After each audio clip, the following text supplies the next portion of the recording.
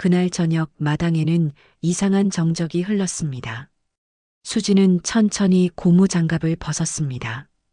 피로 얼룩진 손끝이 차가운 공기에 떨렸습니다. 그녀는 아무 말 없이 김치 대야를 들어 올렸습니다. 수진아? 시어머니의 목소리가 처음으로 떨렸습니다. 하지만 대답은 없었습니다. 빨간 김치가 조용히 바닥으로 쏟아졌습니다. 김치가 마당을 뒤덮었습니다. 이웃들이 창문을 열었습니다. 큰 며느리가 뒤로 물러섰습니다. 남편이 뒤늦게 손을 뻗었지만 이미 늦었습니다. 평범해 보이는 이 여자는 대체 누구였을까요? 왜 이런 선택을 한 걸까요? 이 이야기는 여러분이 상상하는 것보다 훨씬 깊은 반전을 품고 있습니다. 구독 버튼을 눌러주세요. 평범해 보이는 사람들의 숨겨진 이야기를 매일 전해드립니다. 알림 설정까지 해두시면 새로운 이야기를 가장 먼저 만나보실 수 있습니다. 그럼 모든 것이 시작된 그날로 돌아가 보겠습니다. 6개월 전 수지는 첫 아이를 잃었습니다. 임신 7개월 딸이었습니다. 병원에서 아기의 심장 소리가 멈췄다는 말을 들었을 때 수진의 세상도 함께 멈췄습니다. 진통은 이틀 동안 계속됐습니다. 살아있지 않은 딸을 낳는 고통, 그것은 육체적 고통 이상의 것이었습니다. 시어머니 박영숙은 장례식장에서 한숨만 내쉬었습니다. 에휴, 복도 없지. 딸이면 뭐해. 그게 전부였습니다. 위로도 손 한 번 잡아주는 것도 없었습니다. 수지는 석 달 동안 방에서 나오지 못했습니다. 딸을 위해 만들던 분홍색 아기 옷이 그대로 있었습니다. 밤마다 젖이 나왔습니다. 딸은 없는데 몸은 기억하고 있었습니다. 남편 민호는 회사 일이 바쁘다며 집을 비웠습니다. 그러던 어느 날 수지는 임신 소식을 들었습니다. 축하드려요. 3개월이에요. 산부인과 의사의 말에 수지는 기쁘기보다 두려웠습니다. 또 잃으면 어떡하지? 다만 초기가 조금 불안정해 보여요. 의사 김혜원은 진지한 표정으로 말했습니다. 6개월 전에 사산을 경험하셨죠? 몸이 아직 완전히 회복되지 않았어요. 절대 안정이 필요합니다. 무거운 것 들지 마시고 오래 서 있지도 마세요. 수지는 고개를 끄덕였습니다. 이번에는 절대 잃고 싶지 않았습니다. 집에 돌아와 시어머니에게 조심스럽게 말했습니다. 어머님, 제가 임신했어요. 그래, 이번엔 아들이겠지? 영숙은 감자를 깎으며 대수롭지 않게 대답했습니다.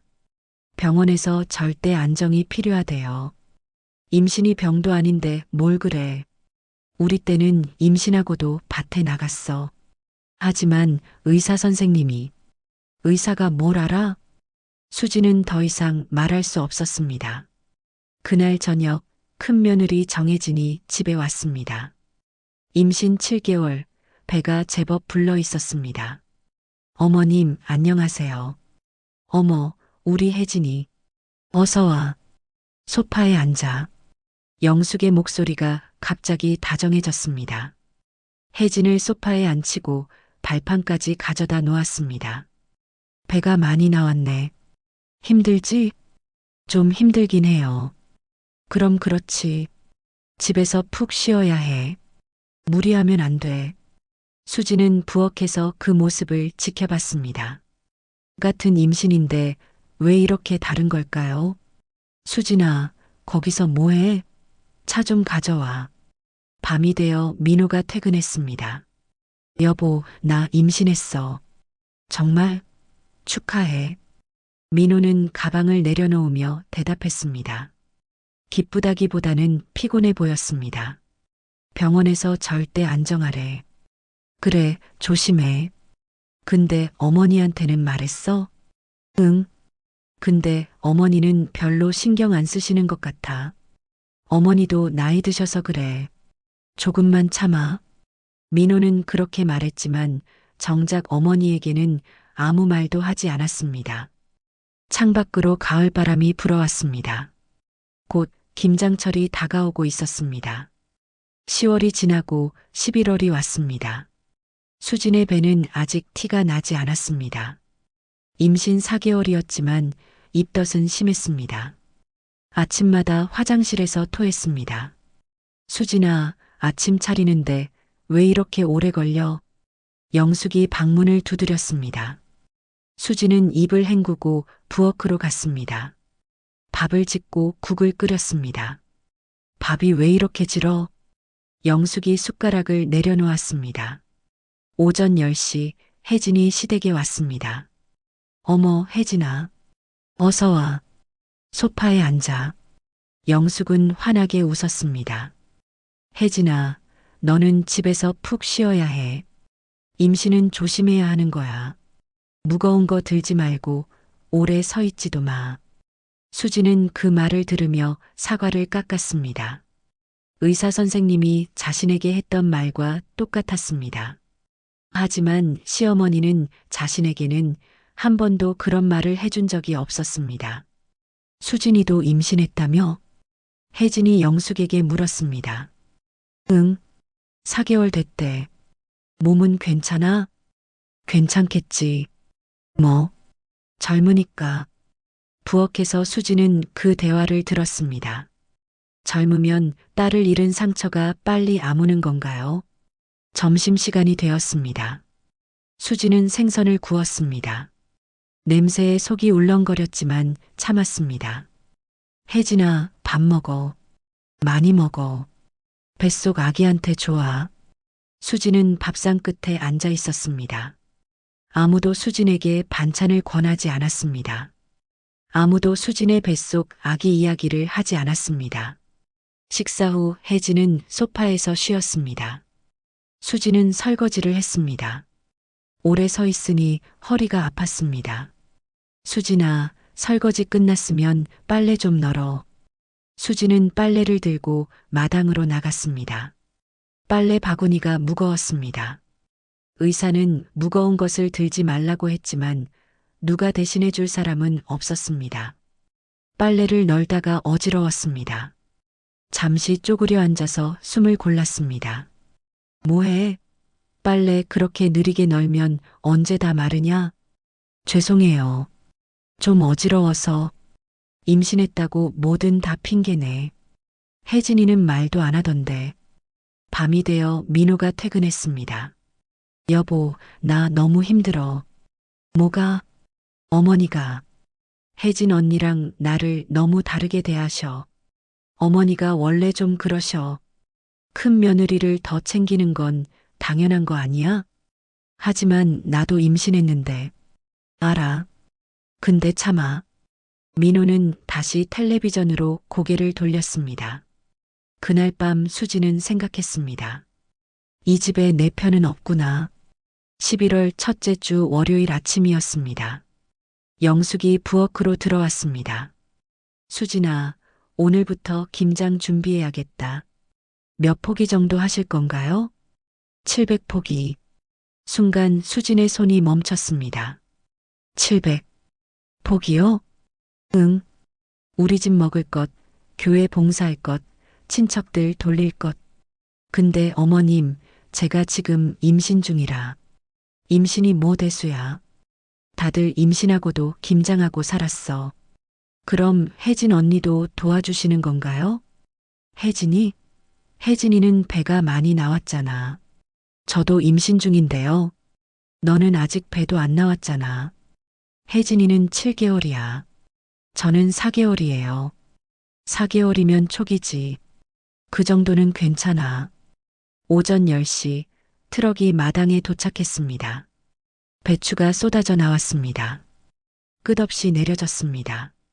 마당이 배추로 가득 찼습니다. 제가 다 하는 건가요? 당연하지. 김장은 며느리가 하는 거야. 어머님, 정말 힘들 것 같은데요. 나는 허리가 안 좋아서 못해. 그럼 혜진 언니한테. 혜진이는 임신 중이잖아.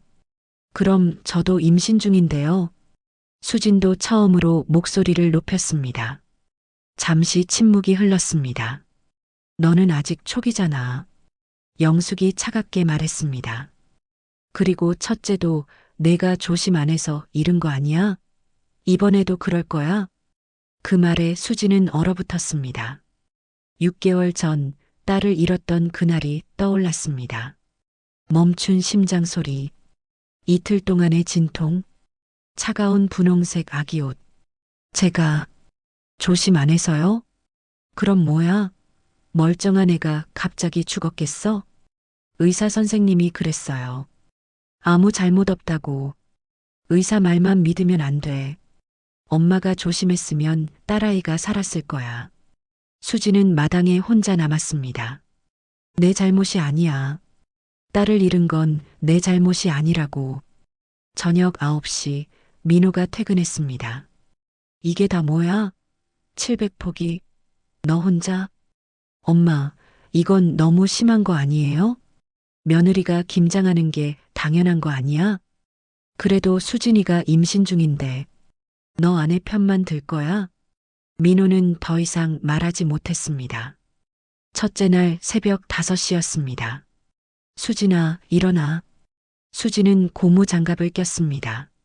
손가락이 어젯밤부터 계속 쑤셨습니다. 마늘 다져.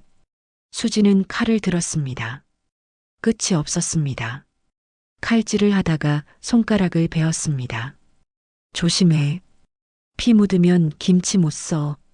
영숙은 수진의 손을 걱정하는 게 아니라 김치를 걱정했습니다. 둘째 날 수진의 손은 더 심하게 갈라졌습니다. 장갑을 벗으니 손가락 마디마다 피가 배어 있었습니다. 어머님, 손에서 피가 너무 많이 나요. 그깟 정도는 괜찮아. 계속해. 밴드를 붙이고, 밴드 붙이면 김치에 떨어질 수 있어. 그냥 해. 오후 3시 민호가 잠깐 집에 들렀습니다. 엄마, 이건 너무 심한 거 아니에요? 김장이 원래 그래. 너도 좀 도와줘. 민호는 배추 5개 정도 버무렸습니다. 아, 허리야. 이거 진짜 힘들다. 나 회사 가봐야 해. 미안. 민호는 손을 씻고 집을 나갔습니다.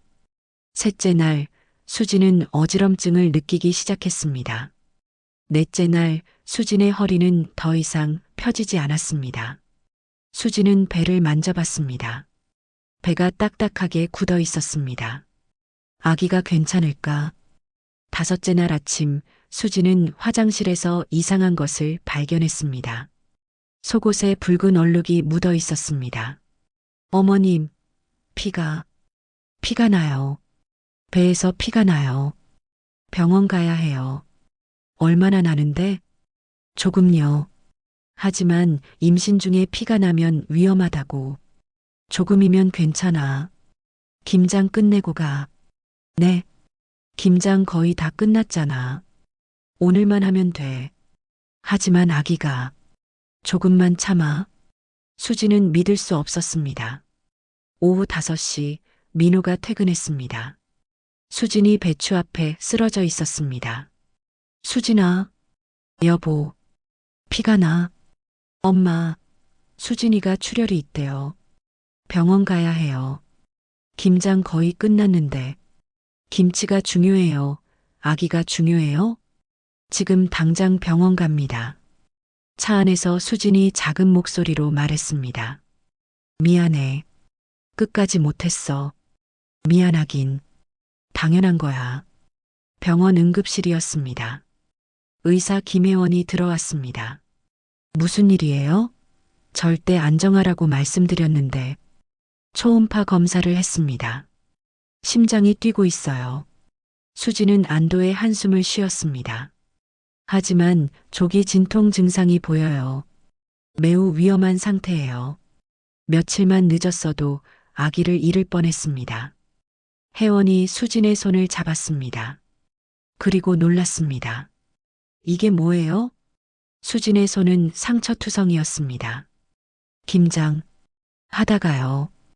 김장요? 몇 폭이요? 700 폭이요.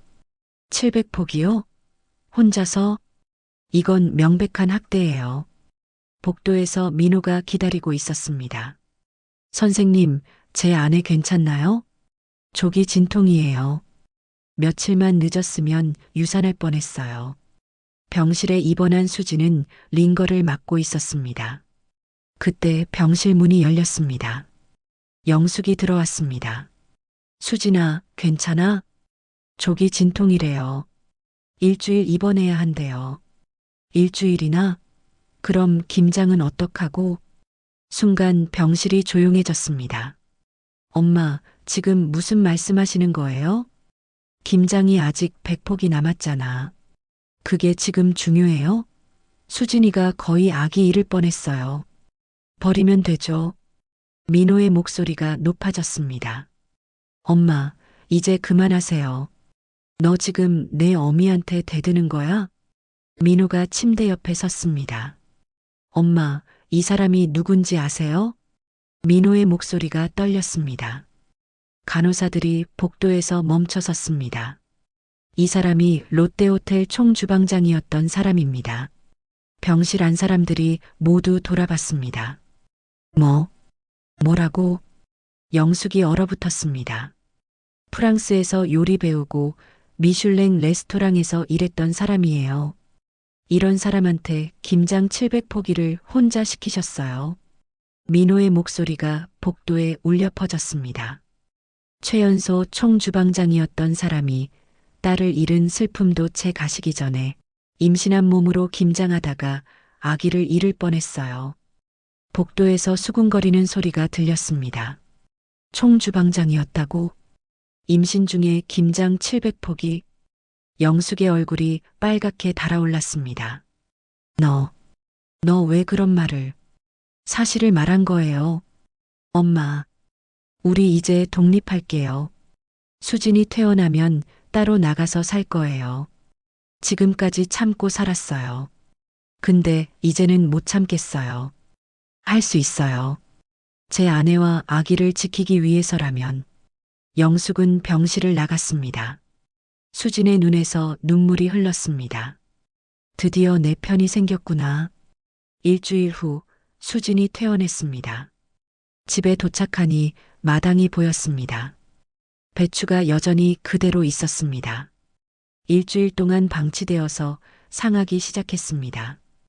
영숙이 현관에 서 있었습니다. 배추 봤지? 내가 끝내야지. 엄마, 수진이는 아직 회복 중이에요. 회복은 무슨? 병원에서 일주일 쉬었잖아. 그래도 김장은 해야지. 저거 다 버릴 거야? 수진은 마당을 바라봤습니다. 잠깐만요. 수진이 천천히 마당으로 걸어갔습니다. 수진은 대야 앞에 섰습니다. 딸을 잃었는데도, 아기를 거의 잃을 뻔했는데도 수진의 손이 천천히 움직였습니다. 고무 장갑을 벗었습니다. 수진아, 뭐해? 장갑 벗으면 어떡해? 수진은 대답하지 않았습니다. 천천히 대야를 들어 올렸습니다. 수진아, 지금 뭐 하는 거야? 수진은 영숙을 바라봤습니다. 표정이 없었습니다.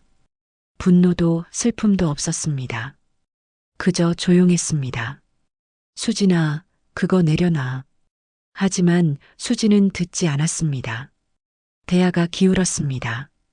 빨간 김치가 천천히 바닥으로 쏟아졌습니다. 김치가 마당에 퍼졌습니다. 뭐 하는 거야? 미쳤어? 민호가 영숙을 막았습니다. 엄마, 그만하세요. 당연히 버려야죠. 수진은 두 번째, 세 번째 대야를 들었습니다. 수진아, 그만. 하지만 수진은 멈추지 않았습니다. 하나씩 조용히 침착하게. 제발 그만해. 마당이 김치로 뒤덮였습니다. 이웃집에서 창문이 열렸습니다. 이웃들이 다 보잖아. 하지만 수진은 신경 쓰지 않았습니다. 마지막 대야를 들어 올렸습니다. 수진아, 제발. 제가 담갔어요. 수진이 처음으로 입을 열었습니다. 제 손으로, 제 피로, 제 눈물로 담근 거예요. 그러니까 버리지 마. 그런데 왜 어머니 거예요? 영숙은 할 말을 잃었습니다. 제가 거의 딸을 잃은 슬픔도 채 가시기 전에 둘째 아기를 거의 잃을 뻔했는데도 어머니는 김치를 먼저 걱정하셨어요. 아기보다 김치가 더 중요하셨죠? 이제 알겠어요. 제가 어머니한테 뭐였는지. 김치가 마지막으로 쏟아졌습니다. 영숙이 바닥을 보며 중얼거렸습니다. 너 같은 애는 애도 못 낳아. 뭐라고 하셨어요? 첫째 딸도 내가 못 낳아서 죽었어. 이번에도 그럴 거야. 내가 며느리 자격이 있어? 수지는 영숙을 똑바로 바라봤습니다. 눈물이 흘러내렸습니다. 하지만 목소리는 떨리지 않았습니다. 저는 며느리이기 전에 사람이에요. 한 사람으로 존중받고 싶었을 뿐이에요. 어머니는 제가 누군지 전혀 몰라요. 그래서 너 호텔 총주방장이었다며? 대단한 사람이야? 그건 이제 중요하지 않아요. 그럼 뭐가 중요해? 그냥 한 사람으로 존중받는 거요. 이제 끝났어요. 수진이 집 안으로 걸어갔습니다. 이웃들이 수군거렸습니다. 700포기를 혼자 시켰대. 임신 중인데 말이야. 민호가 영숙에게 말했습니다. 엄마, 저희는 이제 나갈게요. 마당에는 김치만 남았습니다. 700포기의 김치. 수진의 피와 눈물과 딸을 잃은 슬픔이 담긴 김치. 이제는 아무도 먹지 않을 김치. 일주일 후 수진과 민호는 작은 원룸으로 이사했습니다. 작았지만 자유로웠습니다. 그날 저녁 수진은 오랜만에 요리를 했습니다. 우와, 진짜 프로네. 당연하지. 나 총주방장이었는걸. 수진이 처음으로 자랑스럽게 말했습니다. 이제 당당해? 응. 더 이상 숨기지 않을 거야. 일주일 후 민호의 휴대폰이 울렸습니다. 민호야. 엄마야. 민호야. 엄마가 잘못했어. 이제라도 아셔서 다행이에요. 석 달이 지났습니다. 수진의 배가 제법 불러왔습니다. 임신 7개월이었습니다. 병원 정기검진 날이었습니다. 아기가 아주 건강해요. 검진을 마치고 나오는데 병원 로비에 공고문이 붙어 있었습니다. 환자 가족 케이터링 서비스 모집. 여보, 저거 봐. 입원 환자 가족들한테 도시락 배달하는 거래. 관심 있어? 응. 해볼까? 정말? 임신 중인데? 무리하지 않게 할 수 있어. 하루에 몇 개만. 좋아. 해보자. 다음 주부터 수지는 케이터링 서비스를 시작했습니다. 하루에 5개. 많지 않았습니다. 맛있다. 정말 맛있어. 일주일 후 주문이 10개로 늘었습니다.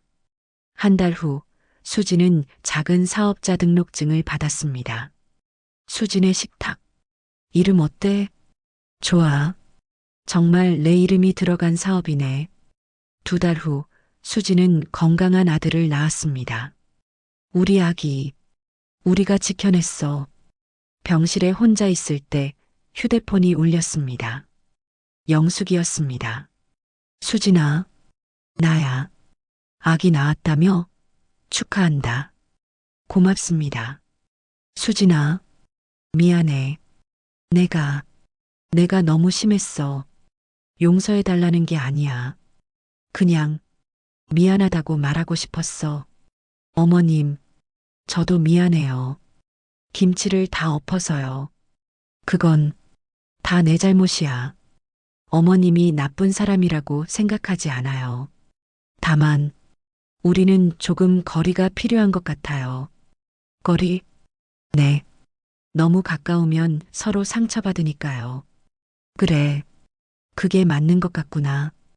가끔 만나고 연락하고. 하지만 같이 살지는 않는 거예요.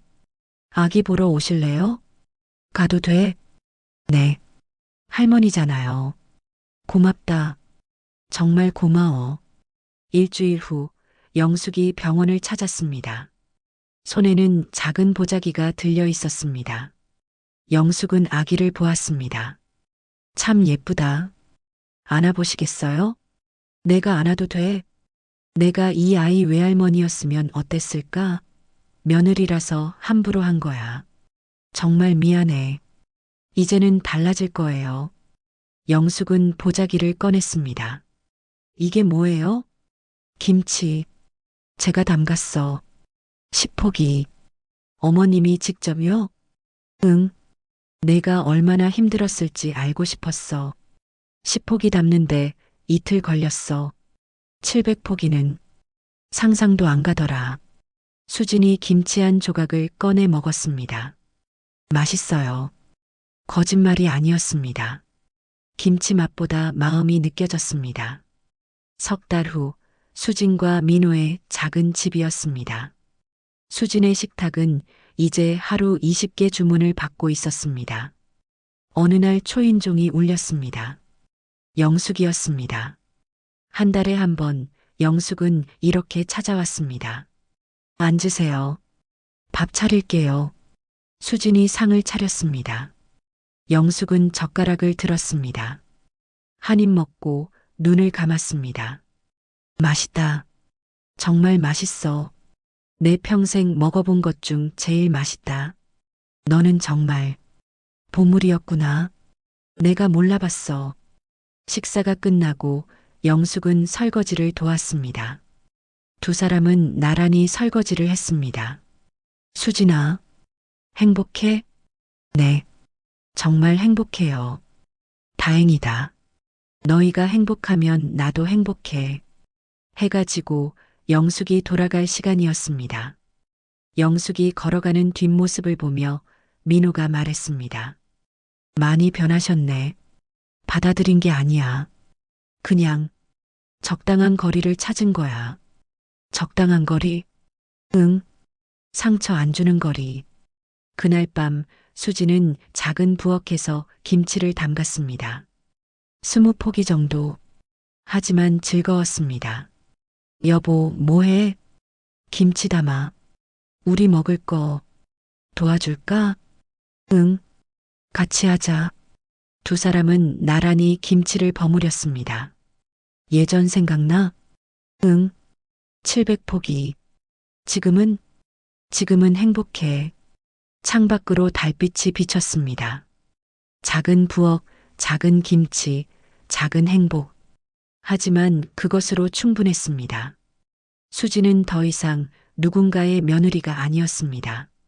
한 사람, 한 명의 엄마, 한 명의 아내였습니다. 그리고 무엇보다 수진의 식탁 사장이었습니다. 자기 자신이었습니다. 다음 날 아침 수진은 배달 준비를 했습니다. 20개의 도시락, 수진의 식탁, 작은 스티커가 붙어 있었습니다. 민호가 아기를 안고 지켜봤습니다. 자랑스러워. 내 아내가. 수진이 웃으며 대답했습니다. 나도 자랑스러워. 나 자신이. 배달원이 도시락을 가져갔습니다. 수진은 창밖을 바라봤습니다. 봄이 오고 있었습니다. 새로운 계절, 새로운 시작, 그리고 수진의 새로운 인생. 더 이상 숨기지 않는 당당한 인생이었습니다.